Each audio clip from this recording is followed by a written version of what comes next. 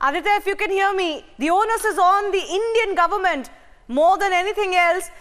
All right, so the Swiss government is saying that they handed over these boxes that could have been used. They contained witness statements, very importantly, and bank records that were given to the Indian government 20 years ago. Let's go across to our editor, Niranjan, who's joining us from our Mumbai newsroom for more on this. Niranjan, over to you. Well, I just want to focus on the letter that Aditya has been able to sort of get a response from the Swiss.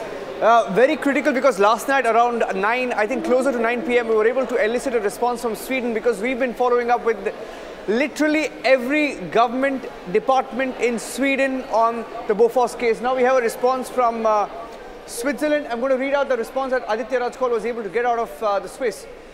Reading out the mail as received by Aditya Rajkol. The response was, "Dear Aditya Rajkol, my colleague has forwarded your email to our office for direct response. In 1997, Swiss authorities handed over." I just want to focus on what the Swiss have told Aditya. In 1997, Swiss authorities handed over bank records and other documents to the Indian embassy in Bern.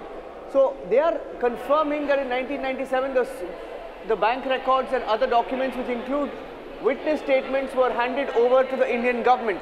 This was handed to the Indian embassy in Bern. The handing over of this evidence obtained in Switzerland for the intention of the competent Indian authorities concluded the mutual legal assistance proceedings.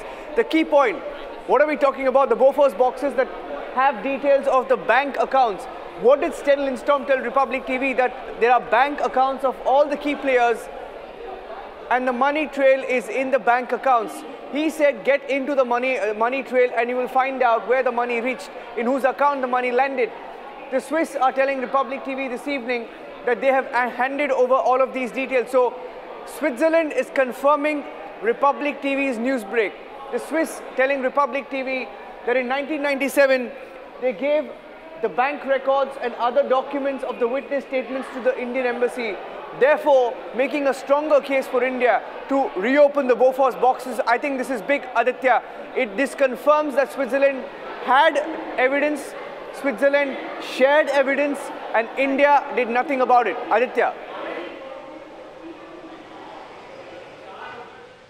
Absolutely, Niranjan. What you brought out, the email that was received just a few minutes ago from the Justice and the Police Department of the Justice Ministry in Switzerland is a massive, massive development. This is a day after Sweden also responded to Republic TV's expose, remarkable investigative journalism by Chitra Subramaniam, and of course our editor-in-chief Arnab Goswami putting forward the facts of this case 30 years after it was almost forgotten by the people of India, but now again, not just on social media, but in the political circles, in Lutyens Delhi and all across, this creating a massive buzz and ripples also. Sonia Gandhi has been meeting her close aides. Rahul Gandhi has been in a huddle to meet his close aides to see how there should be a counter response. But clearly, inside the parliament, immediately after it was raked up by Meenakshi Lekhi and Nishikant Dubey, they couldn't bear it. There was massive embarrassment for the top brass of the Congress party and they left. And now, international consequences and responses coming in, with Sweden and Switzerland being the first to react. We have also gotten in touch with other countries and they will be responding shortly. But isn't it time, pressure mounting on the Indian government also to in fact have a fresh investigation to reveal those boxes immediately? Because Switzerland has now confirmed that on 21st January 97, those boxes and 500-page document was shared with the Indian embassy in Bern, and that's lying with the CBI. A massive news break here on Republic.